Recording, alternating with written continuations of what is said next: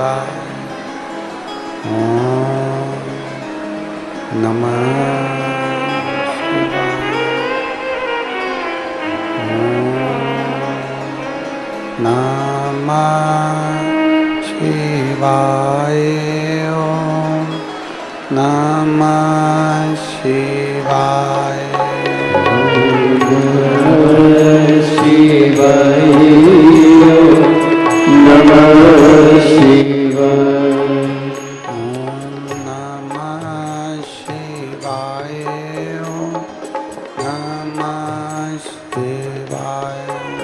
ओम नमः शिवाय। ओम नमः शिवाय।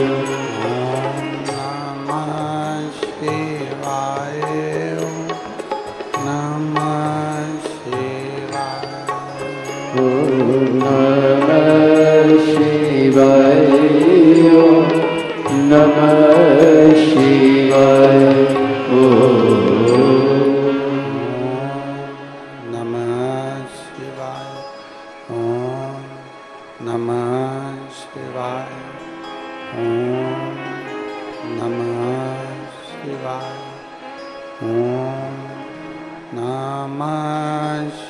शिवाय। नमः शिवाय। ओम नमः शिवाय। ओम नमः शिवाय। ओम नमः शिवाय। ओम नमः शिवाय। ओम नमः शिवाय। ओम नमः शिवाय।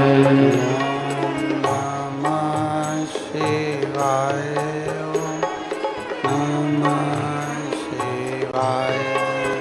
ओम नमः शिवाय।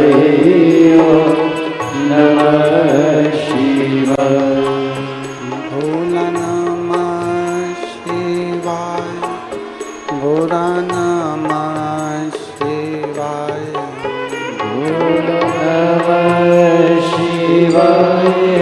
गोरा नमः शिवाय। भोला नमः शिवाय। गोरा नमः शिवाय। भोला नमः शिवाय। गोरा नमः शिवाय। भोला नमः शिवाय। गोरा नमः शिवाय। नमः शिवाय। नमः शिवाय।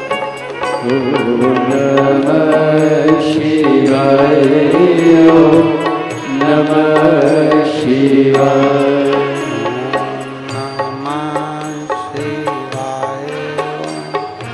नमः शिवाय। ओम नमः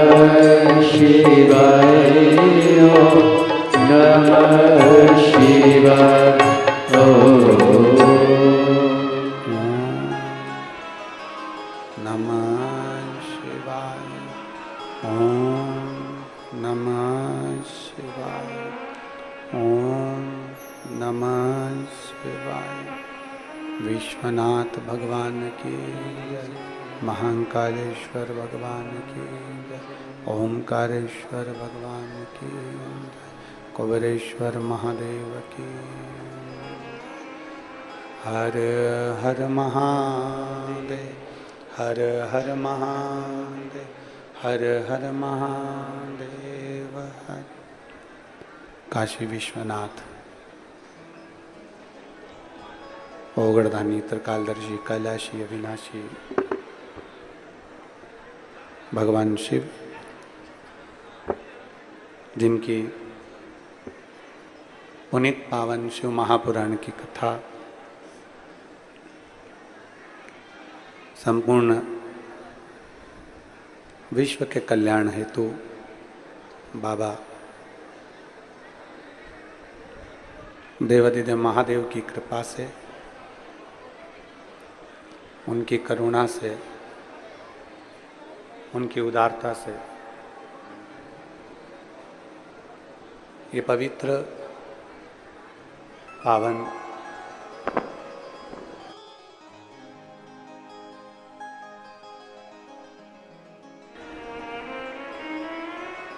पावन शिव महापुराण की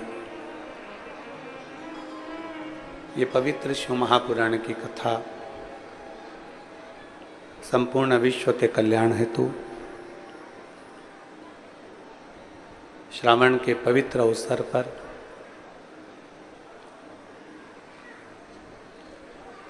गनौद, नया रायपुर, छत्तीसगढ़ की इस पवित्र भूमि पर आप और हमको श्रवण करने का सौभाग्य प्राप्त हुआ है।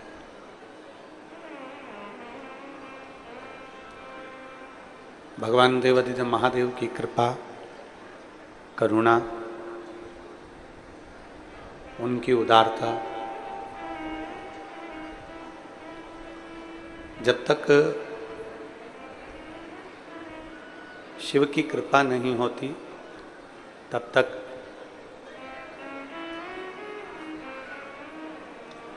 एक अंश भी हम भगवान शिव की भक्ति नहीं कर सकते।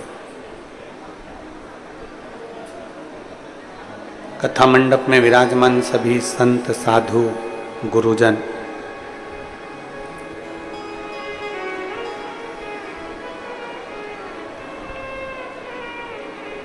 क्षेत्र के विधायक महोदय,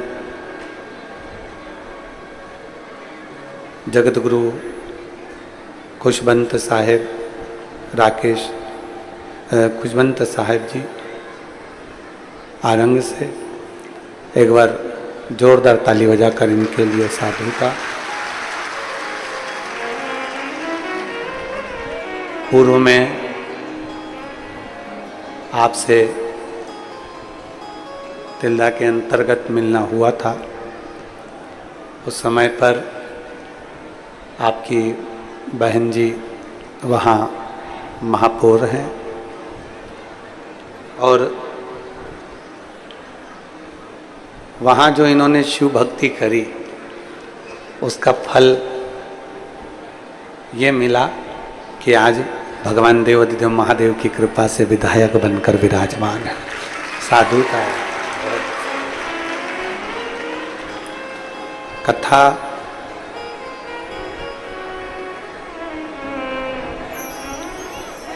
मुख्य यजमानी में श्री चंद्रकांत श्रीमती पद्मनी जी साहू, श्री भूपेंद्र श्रीमती भुवनेश्वरी जी साहू, चंद्रशेखर श्रीमती सोहनी जी साहू, धर्मेंद्र श्रीमती कुसुम जी साहू, वीरेंद्र श्रीमती वर्षा जी साहू, जो इस कथा के मुख्य यजमान का पद ग्रहण करे हैं और इस कथा को पूर्ण रूप से संभाला गया है। एक बार जोरदार ताली बजाकर साहू परिवार को बहुत बहुत साधुता है।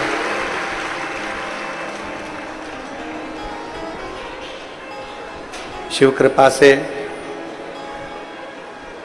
ये कथा लेकर आने वाले श्री राकेश दी देवांगना और उस कथा में सुचारू रूप से सब आयोजित हो, उसके लिए प्रथमता साहू परिवार, श्री चंद्रकांता श्रीमती पद्मनी जी साहू और उनके पूरे परिवार को कहीं ना कहीं भगवान शिव की अविरल भक्ति, कहीं पूर्वजों का आशीर्वाद, माता पिता की कृपा, करुणा और उनकी उदारता, जो ये 72 वर्ष में ऐसा सावन आया है और उस सावन के महीने में ये पवित्र कथा का यजमान पद ग्रहण करना कहीं ना कहीं प्रभु की कृपा ही समझे।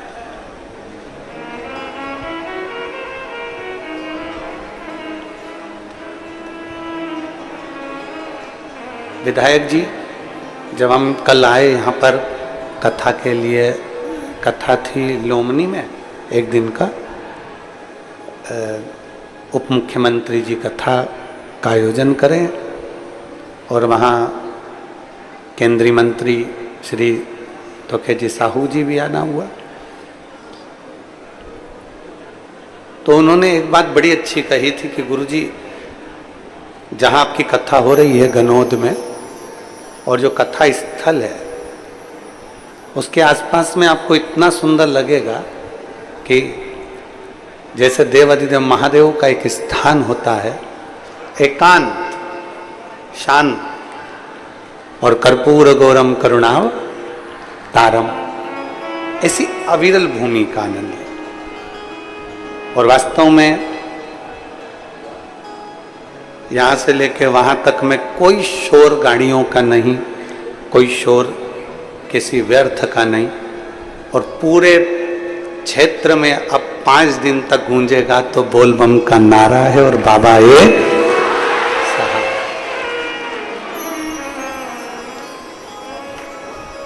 ये सावन का महीना और श्रावण महीने में ये 5 दिन की कथा आपको शिव जी की ऐसी भक्ति कर लेना है। इस एकांत में बैठकर आज जो कथा मिली है, इसको हम कहेंगे एकांतेश्वर महादेव की कथा मिली है। ये मानो आप एकदम एकांत। बोलो सही है कि गलत है? एकदम एकांत, कोई बड़ी मल्टी नहीं, कोई बिल्डिंग नहीं, कोई शहर लगा हुआ, बिल्कुल बिल्कुल एकांत। इसलिए ये कथा हम कहते हैं ना कि एकांतेश्वर महादेव की पूजन का फल चोगना मिलता है, तो इस कथा का 5 दिन का फल भी चोगना ही मिलेगा, ये निश्चित है, निश्चित है। दिल से सुनो, श्रवण करो और अपने जीवन में उतारो। बड़ी मुश्किल से मिलती है शिव महापुराण की कथा, और अपने क्षेत्र में हो जाए,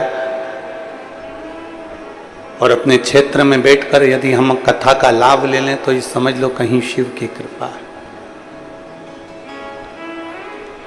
अब पुण्य कितना प्रबल होगा जरा आप अपना अंदाजा लगा कर बैठिए। गनौद वालों,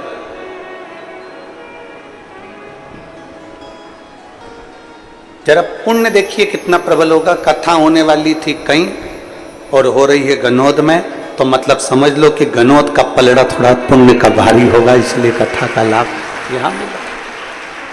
कहीं शिव कृपा से, और तेरी कृपा बिना न हिले एक भी अणु, लेते हैं श्वास तेरी कृपा से तनु तनु। बखान क्या करूं मैं राखों के ढेर का, चपटी भभूत में खजाना कुबेर का। हे गंगाधार मुक्ति द्वार ओंकार तू, भोले ओंकार तू। आयो शरण तिहार शंभु तार तार तू। कहीं शिव भक्ति का जो योग लगा है श्रावण के महीने में 5 दिवसीय शिव तत्व श्रवण करने का जो योग बना है, कहीं शिव की कृपा से। महाराज, आप जितनी भक्ति कर सकते हो उतनी करो, जितना भगवान को पुकार सकते हो उतना पुकारो। मेडिकल साइंस कहता है कि जीभ पर अगर कोई घाव होता है तो वो जल्दी भर जाता।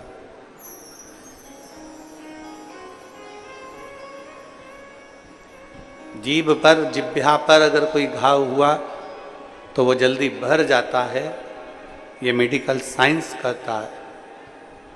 पर शिव महापुराण की कथा कहती है कि जीभ से अगर कोई घाव होता है तो वो जिंदगी भर नहीं भरा पाता है, कभी नहीं। जीभ पर अगर घाव हुआ तो मेडिकल साइंस कहता है कि वो जल्दी भर सकता है, पर इस जिह्वा से अगर कोई घाव हो जाता है, इस जिह्वा से बोलने में अगर कोई शब्द किसी को कह दिया, किसी को आड़ा टेढ़ा बोल दिया, किसी को कोई गाली दे दी, अपशब्द कह दिया, जो घाव हो गया वो जिंदगी भर नहीं भरा, जिंदगी भर। इसलिए शिव महापुराण की कथा कहती है कि शिव तत्व मौन तत्व है।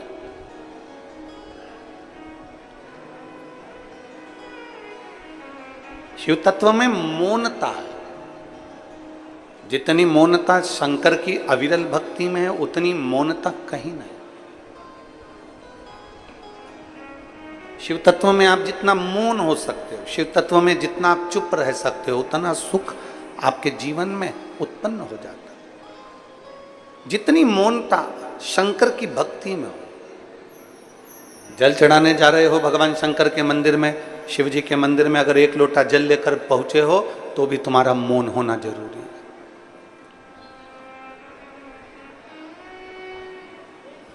शिव के मंदिर में अगर तुम आराधना कर रहे हो तो तुम्हारा मौन होना जरूरी है। शिव भक्ति में जितनी मौनता हो सकती है उतनी धारण करो, जितनी मौनता। कथा सुनने भी आते हो, वैसे तो आप लोग छत्तीसगढ़िया सबड़े बढ़िया, ये वैसे तो आप छत्तीसगढ़ के रहवासी हो, तो ये तो है कि आप लोग कथा को जब सुनते हो तो एकदम मौन होकर, एकदम साइलेंट होकर सुनो। जितनी मौनता हम धारण करेंगे उतने शिव के करीब जाते जाएंगे।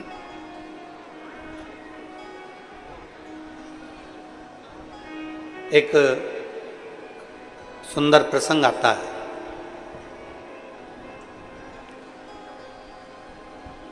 षडानंद कार्तिकेय जी के 6 मुख हैं। भगवान श्री गणेश जी महाराज का एक गज मुख है, लंबोदर। षडानंद कार्तिकेय जी के 6 मुख हैं और भगवान श्री गणेश जी महाराज लंबोदर एक मुख है।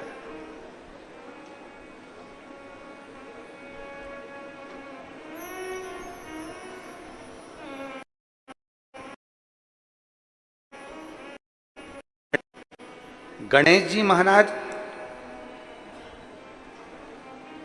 साधना में लीन नहीं होते, पर षडानंद कार्तिकेय जब भी बैठते हैं, एक बार की साधना में जो कार्तिकेय बाबा बैठे, हजारों वर्ष तक उनकी साधना टूटती ही नहीं, टूटती नहीं।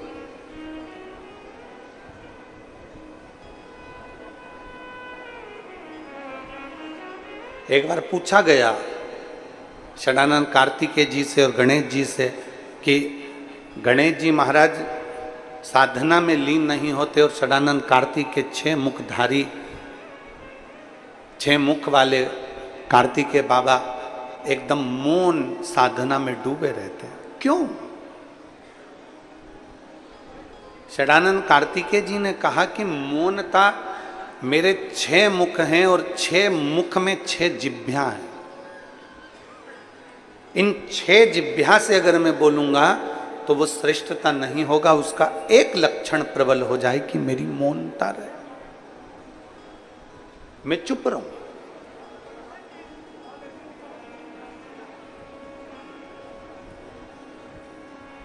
और मेरे चुप रहने में मैं भगवान की विरल भक्ति में डूबा रहता हूं, भगवान शिव की विरल भक्ति में समाया होता हूं। हमने भिलाई की कथा में एक बात कही थी कि बुढ़ापे का परम आभूषण है चुप रहना, बुढ़ापे का परम आभूषण है मौन रहना।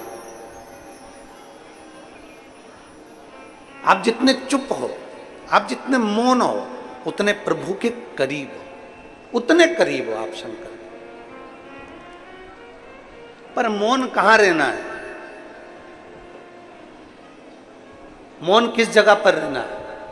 शिव महापुराण की कथा कहती है मौन रहने के लिए भी एक स्थान बताया गया है कि जहां अंतिम का क्षण निकल रहा हो वहां मौन रहिए।